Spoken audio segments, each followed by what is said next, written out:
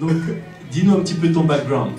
Moi, quand je filme des artistes qui font des freestyles et après je le mets sur mon site, sur les sites sociaux.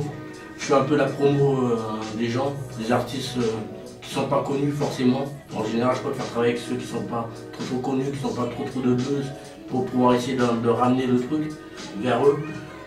Donc, et après, pour revenir, je vais revenir directement au son titre, quoi. Donc j'ai filmé certaines personnes à part Kwezi. Mais Kwezi, je l'avais vu d'un clip qu'elle avait fait avec Abraham. Je dis, oh, elle chante en français, en anglais, oh, c'est magnifique tout ça. Donc j'ai dit, bon, je l'ai contacté, c'est Abraham. Bien sûr, il n'est pas là, mais le projet, j'ai eu l'idée de ramener. Et Abraham, c'est lui qui a réalisé tout le truc. Et avec les artistes plutôt qui ont réalisé tout le projet, tout le monde s'est soutenu. Donc et on a mis ça en place. On peut dire quelque part que Abraham n'est pas là, mais il est là, quoi. Et il est toujours là, toujours là. Donc voilà, c'est important de dire ça. Donc on envoie un big up à Abraham et Tismé. On rappelle que Magnétisme Volume 2 est disponible comme tous les vices possibles sur internet. Vous y allez, vous cherchez, vous allez trouver sur le Bandcamp ou vous allez tout simplement sur jfly.com et vous allez trouver ce projet. Donc voilà, un big shout out à Tismé. Donc toi Farrakhan, qu'est-ce qui t'a vraiment donné envie de prendre la caméra? Parce que tu aurais pu juste rester dans ton coin, un kiffeur de hip-hop et kiffer tes scènes, kiffer les artistes. Qu'est-ce qui t'a donné vraiment envie de prendre la caméra et de devenir un activiste et de jusqu'à faire ton site internet? Non, parce que le hip-hop, j'ai grandi avec et j'ai voulu faire quelque chose. Je ne pouvais pas rester dans mon coin comme ça. C'est pas possible. Tu vois, il faut essayer de faire des choses, avancer avec les gens. Et avec tous les artistes, ce qu'ils me donnent, la relation humaine, tout, il me faut ça. Et je peux pas rester comme ça. Donc ils me donnent ça. Et quelque part, toi, tu as voulu aussi redonner t'as voulu redonner ce qu'on te donnait aussi. Et je crois qu'ils me donnent plus en fin de compte. Les gars, ils me donnent plus. Ouais. Moi, je donne rien, pas grand chose pour moi et c'est eux qui donnent toute la chaleur. Pourtant, ton site permet de connaître des artistes, des découvertes aussi. Et sans pourtant rentrer dans un délire où tu es vraiment là pour faire de la pub. C'est vraiment hip-hop, quoi. Tu n'es pas là pour casser la tête aux gens ou pour venir filmer des petites meufs qui disent rapper et qui montent leur boule ou des mecs qui font l'apologie de la violence dans une cave et qui ont des 150 000 vues et qui ne savent pas aligner deux mots de français. Tu es vraiment là pour filmer du hip-hop tout simplement. Moi, je filme le hip-hop comme je l'ai connu en fin de compte. Je fais rien d'autre.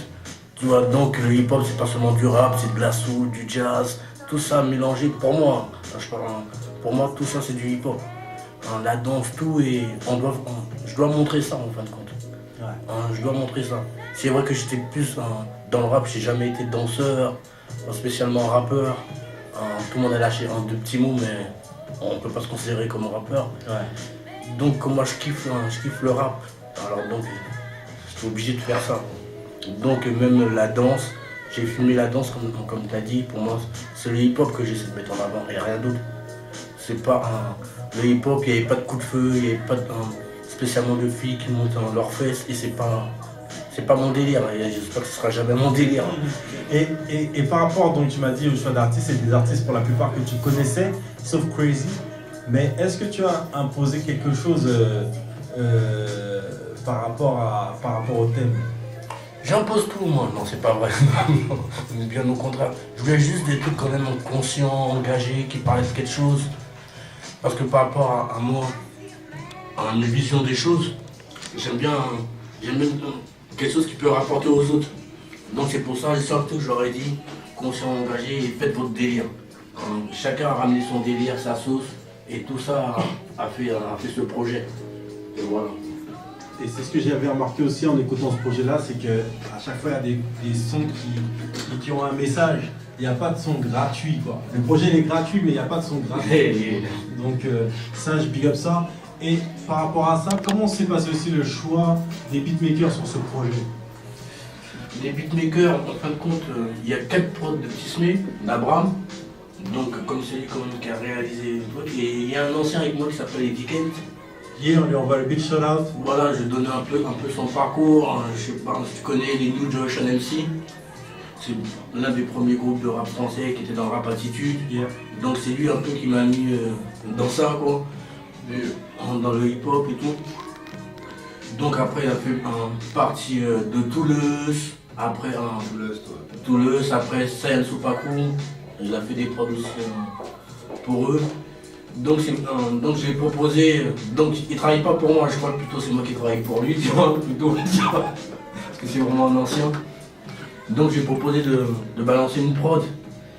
Et comme il n'y a personne qui voulait cette prod, tu vois, il y a juste Othello qui a dit oh là là, elle est pas bien mais je veux quand même poser dessus, non.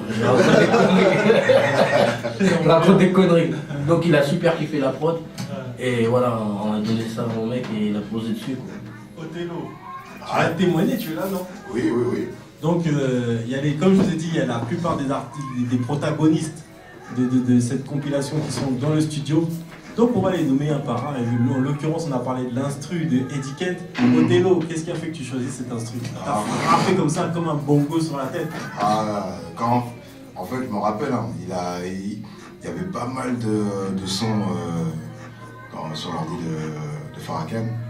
Et à un moment, il m'a une instru, mais je sais pas pourquoi celle-là, il m'a choqué parce qu'elle sonnait vraiment plus, vraiment hip-hop, mais il y avait un côté à l'ancienne en fait que je kiffais bien. Et il m'a dit que justement, il y avait un MC qui avait essayé de rapper dessus, mais finalement, il a pas kiffé. Moi, je lui ai dit, donne-moi ça. Donne. Lâche seulement. Donne seulement. Donne. Non, et franchement, parce qu'il y a un côté deep que j'aime bien dedans, en fait. C'est que, je sais pas, il m'a touché, en fait. Il m'a touché. Moi, quand ça me touche comme ça, j'ai plein, quoi. C'est tout. Voilà, tout simplement. Mais tu sais quoi, on va s'écouter un court extrait de cet instru-là parce que j'aime bien, tu vois, on est en train de parler d'un truc. Ouais. J'ai bien envie que les gens puissent se rendre compte un petit peu du délire. Surtout que le morceau, tu l'as appelé Hip Hop Life. Yes. Donc on va s'écouter ça tout de suite. Je vous rappelle que vous êtes sur Street Diamond 19h, 22h sur Radio RGB. On écoute la compile Hip Hop Live de Mr. Farrakhan que vous pouvez retrouver gratuitement sur farrakhan.fr. Et là on s'écoute un petit texte. Le mic, t'as qu'à rendre des battes des armes, on t'a changé, va pas pour ta suite, c'est un signe de la part, même Baby Boy porte un spleen. Le hip hop est atteint d'anorexie, nourri avec des tactiques cuisinées par des faux MC.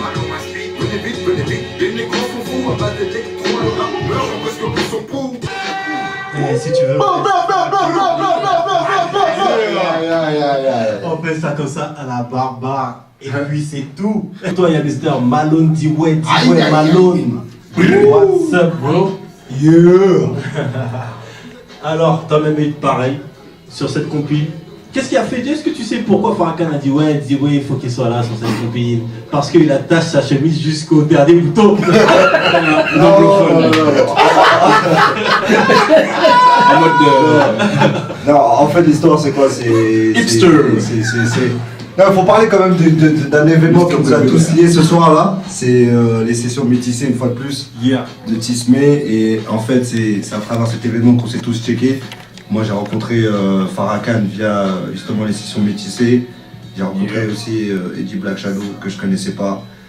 Et voilà, Othello aussi pareil. Donc en fait c'est les sessions métissées qui nous ont plus ou moins rassemblés et qui ont permis, je pense, et Farrakhan pourra l'appuyer, qu'on puisse justement se connaître et après donner le projet Hip Hop Live. Donc c'est un peu ça, on va dire, le canal de cette petite famille là que tu vois là ce soir. Et ma chemise elle est serrée parce que I'm still fresh, man, you know what I'm saying?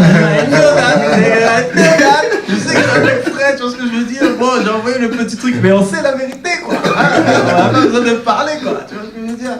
Donc voilà, donc Malone D-Way qui a pas mal de projets, qui a déjà sorti un album qui est sorti dans les bacs avec son acolyte. Donc peux-tu nous rappeler le nom de cet album?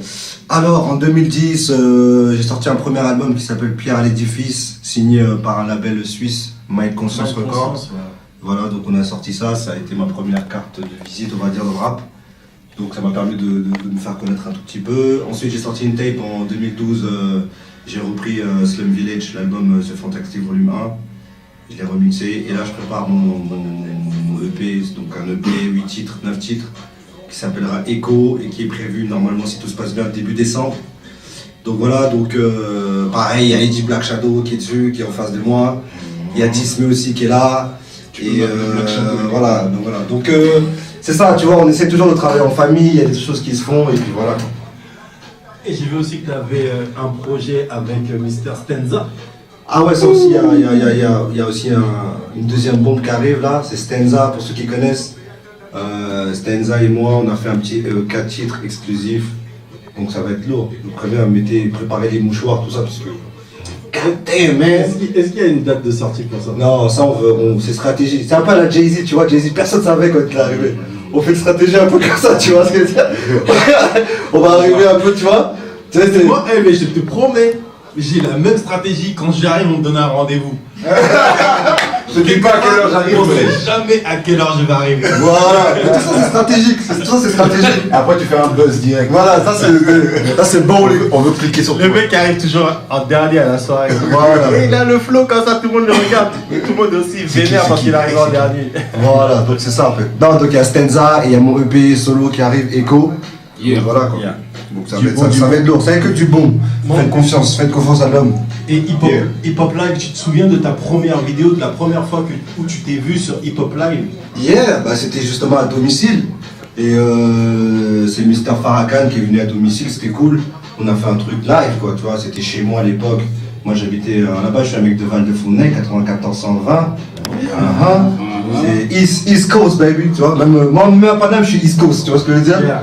Donc voilà, donc il est venu à la maison, on a tourné ça tranquille. Et franchement ça s'est bien passé. Yeah. Et voilà. Yeah. Donc, on va passer de l'autre côté de la table, hein, pendant qu'il y en a qui se marrent comme ça, mais tu peux, lâche-toi l'antenne, il n'y a pas de souci, c'est pas quelque chose à dire, Black Shadow. En plus il est à la maison lui, donc il devrait être en pantoufle, non? Ah, je suis en sandales, mon gars. Je vous rappelle que vous êtes bien sur Street Diamond, 19h-22h sur Radio RGB et qu'on est avec Mr. Farrakhan du site farrakhan.fr. Il est venu nous présenter tout simplement sa compilation Hip Hop Live Volume 1. J'espère qu'il y en aura plein d'autres qui vont encore nous faire découvrir des artistes d'ici et d'ailleurs. Et c'est pour ça qu'on l'a invité dans cette émission-là, parce qu'on le suit, on suit ce site-là qui nous fait découvrir pas mal de personnes. J'ai vu aussi des gens un peu fous, hein, mais j'ai kiffé quand même. Donc voilà, Black Shadow. Yeah. What's up, my man? On est là dans le building. Hein. T'étais là il y a pas longtemps. Ouais, cet été, je crois. C'était l'été. Non, ça fait plaisir de te voir. Et d'ailleurs, Voilà. pareil, on a vu pas mal de vidéos de toi sur le site Hip Hop Live. Ouais, 2 ou 3, je pense. Bah, pareil, hein, comme D-Well a dit, en fait, on s'est rencontrés via les sessions métissées. La première vidéo que j'ai fait, il est venu pareil chez moi.